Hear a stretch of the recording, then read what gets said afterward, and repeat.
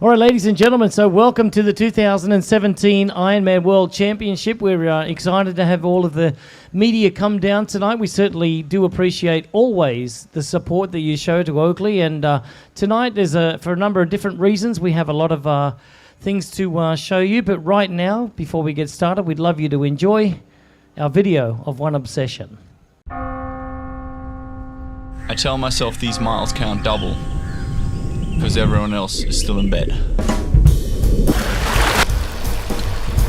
When you've won some of the biggest races out there, you realize that every second counts.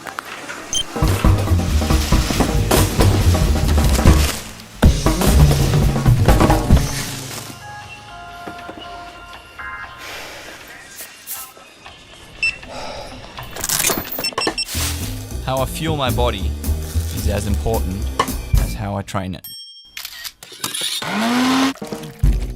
But I've been trying to make time for life's simple pleasures. Everything is calculated. Finding the balance between training and life is a never-ending journey. I'm Frodeno, and I can't stop.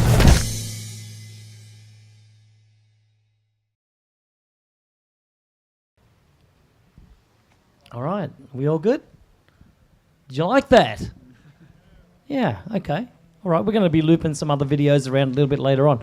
So, ladies and gentlemen, welcome. This is your time to have with Jan Frodeno. This is an exclusive media night. Your time to have with Jan right up until the race time. So, we'd like you to treat that with a little bit of respect. Afterwards, you can have your one-on-one time. Jan does have a timeline. We'd love to get him out of here by 7:30. Jan, welcome to Kona. Welcome back, champ, the two-time Ironman World Champion. That sounds good, doesn't it? Still sounds good, yeah. Thank you very much. All right, so how's your training been going leading up to this? You've had a pretty good year so far? Had a pretty good year. Done things a little bit different. After last year, I kind of felt that I wanted to go and see some races that were almost destination races. You know, I raced in Italy, and then I raced in Taiwan, and then, Austria was a race I've had on my list for quite a while because it's one of the classics. So I didn't necessarily choose the biggest races. I just chose races I actually wanted to go to. All of that wanting to have that little bit of extra freshness come Kona time. And I feel like so far it's gone really well. Yeah, that's great. I mean, you've pretty much planned out your year meticulously, and that's the one thing that an athlete at your caliber wants to do is to plan a race, and there's a reason behind you doing every race. And at the end of the day, it's all about getting to this race. So it's how you plan all year long. So it doesn't matter about the races as much as it matters sometimes about your equipment, right? So getting your bike dialed in, getting your running shoes dialed in, and everything. Do you feel as though everything's dialed in for this race right now? Well, actually, choosing those races and my race calendar meticulously but passionately opened up a lot of ability and time to work on things that I felt needed addressing, because after last year I sat down and naturally, being my character, I felt I could improve on the swim, bike and run. And therefore this year, well, we spent a lot of time actually in the wind tunnel testing a lot of things. Of course, that's also one of the reasons why we're here, developing a new helmet, which has been a very exciting project to be a part of. And I feel that now I made my last decision on equipment a couple of days ago, which would be my race shoes. Come for the marathon. I feel like I'm 100% set up. Okay, that's perfect. Well, while we're on the subject, we'll get that one out of the way. And so Oakley in 2017, we've worked very, very hard. Our design team have been absolutely amazing to come out, with our helmet range. The helmet range, it's no joke. We're not going to put a product out there that's not going to be successful. It did very, very well in the wind tunnel testing and all of its testing so far. you are the face of Oakley helmets, and you had a hand in design. So without putting any words into your mouth, how was that experience? It was absolutely really fascinating to be a part of such an intricate process. You know, it was about a year ago that I flew to LA to see you guys for 24 hours.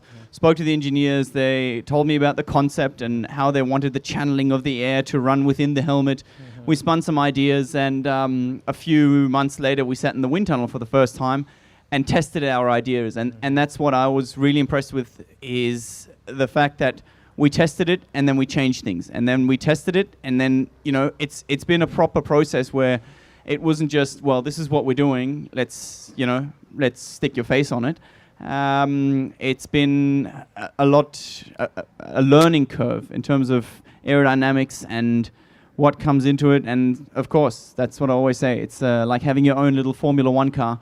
Getting to play with the intricacies of aerodynamics is something that at least makes my heart beat higher. Yeah, exactly. You've been known to be fairly meticulous about your setup and everything, especially on your bike. And when it comes to helmet, that's an extension of your bike. I even got my punctures out the way early this year, so I'm feeling good. Good. Touch wood. Let's touch wood. Right. Okay, get that one out of the way. Yeah, so anyway, you know, talking about being meticulous about, you know, the design, the setup and everything, but, you know, you've done all your wind tunnel testing and you're all set to go. Now, you're going to be wearing the Aero 7. That's the TT part of our range. The Aero 7, we have Aero 3, which is a road helmet, the Aero 5, which is an aero road helmet, and the Aero 7 is our complete time trial helmet with visor. Give us an idea exactly how you've felt all year long with this helmet. Is it any different from the other helmets that you've used? Just give us a couple of quick answers on that one. Well, to be perfectly honest, and I think anybody that rides a bike will know, a helmet's got to fit, and once it's on your head, that's pretty much it. You know, unless you see a photo that's as far as a helmet goes. They've all got safety standards and all of these things. But when you take the Aero 7, which is the visor helmet, that's when Oakley brings in the expertise. And honestly, for the first time in about 2 years, felt like I could actually see what's going on the road. I think most of us appreciate the prism lenses that Oakley has produced over the years, and to bring that into a helmet is something that I have hugely appreciated, and I'm looking forward to race day. Yeah, absolutely. If you need to have any answers for helmet questions, just grab one of the Oakley staff up around our helmets there and have a look at it, try some on, and get ready with those questions. All right, so let's get away for a little bit about equipment and talk about the race. This weekend is going to be absolutely brilliant. It's a great lineup, just like last year. Give us your thoughts real quick, just a quick rundown of your swim, bike, and run, what you're expecting. I feel like this year, and I'm definitely going to regret this come Saturday, about 1 o'clock, has been cooler than other years. It's definitely, even tonight we've got a bit of cloud cover. You know, I've seen torrential rains 3 times in the last 10 days, which I've never seen here before. So I think that might have an impact on conditions. There's been a fair bit of chop swell going around, which hopefully will mix things up in the swim.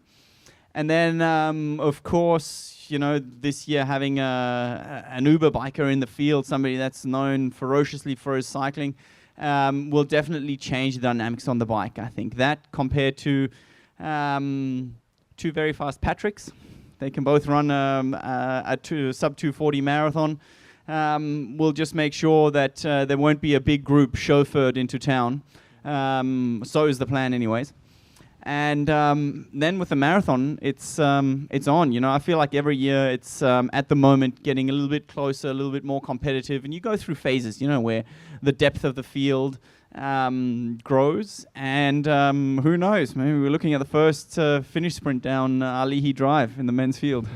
Yeah, well, that'll be interesting for sure. You know, on dead legs coming down Alihi Drive, you know, possibly the most coveted finish line in all of triathlon. All right, so let's think about asking some questions out there for the media. So if you do have some questions now, otherwise I will keep on going with Jan here. So do we have any questions straight away? Down here? Okay, looks like everybody wants to have a little bit of one-on-one time with Jan a little bit later on. Okay, so Jan, break the race down for us. On the swim, Josh Amberger, is that going to make a difference in your race this year? I hope he does. Bergerman's always one to have an honest race. And I feel that he definitely will add to hopefully my race as well. I would very much like to work together with him. I think he's got a very strong bike as well. He's been working a lot on it. And definitely somebody that suits my style of how I'd like to race. And I feel he's one of a few, you know. David McNamee, someone I've been training with for a while. And of course, the other face that we see up there, Nick Castellane. The three of us train together in Girona, and we don't really give each other an inch in the pool. So I don't think we'll give each other an inch on Saturday in the water anyways. So I'm really hoping for a small select group to come out the water in front with a bit of a gap. Okay, perfect. Break the bike down for us because, like you say, there's a couple of Uber bikers out there. Mention those names. And are you ready and prepared for anything to be thrown at you? Well, I've definitely taken 365 days to work on it. So I do hope I'm ready. I hope that year wasn't in vain.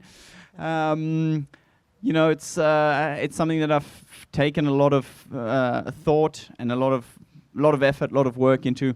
Working on, being able to have that European bike ride that I've done, the sub 410 rides that come or that I've had in Europe, and take a little bit of that and bring it here. I don't think we're going to go sub 410 on the island anytime soon, but I do feel that there's potential. And who knows, maybe even have a scratch or a dig at least at Norman's 419. Is that what he rode? It was pretty sensitive, Kevin. 417. Oh, shit. Yeah, it's all good. What about the run? I mean, the run goes right by the house here, 5.5 miles out on a Leahy Drive. Not much shade, not much wind, hot and humid. A lot of people go out there pretty quick. Last year, Patrick Langer set a record. Took a long time to take that record down, but it's going to take a good 3 disciplines to win this race, right?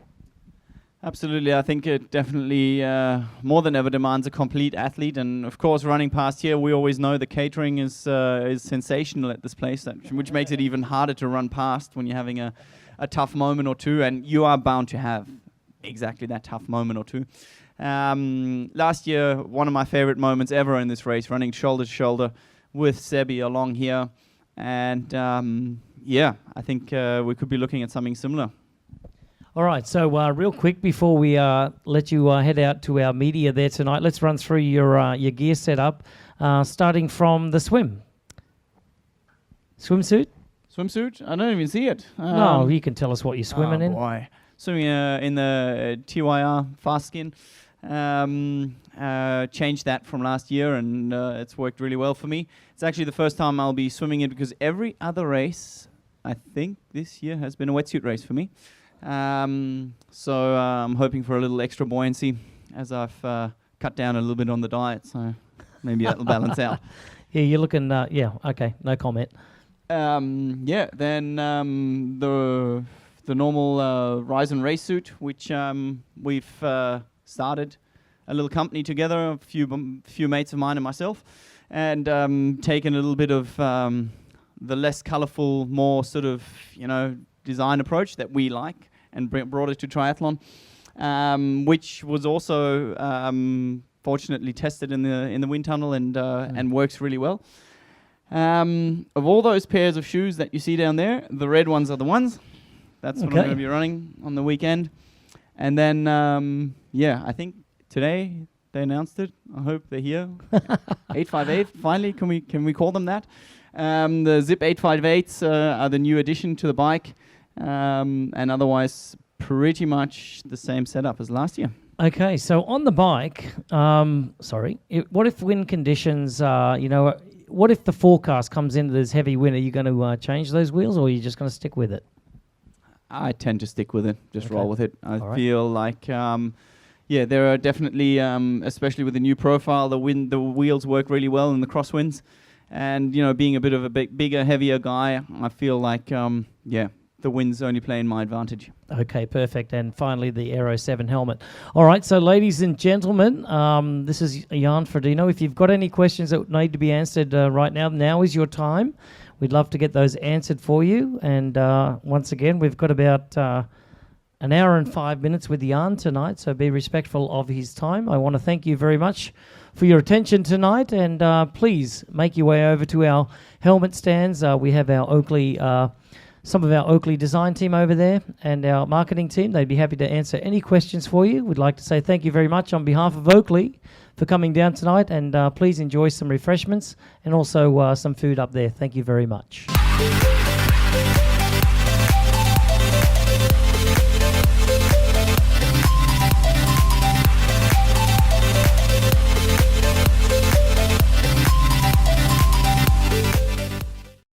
Hey everyone, if you like this video, then subscribe to Talbot's YouTube channel.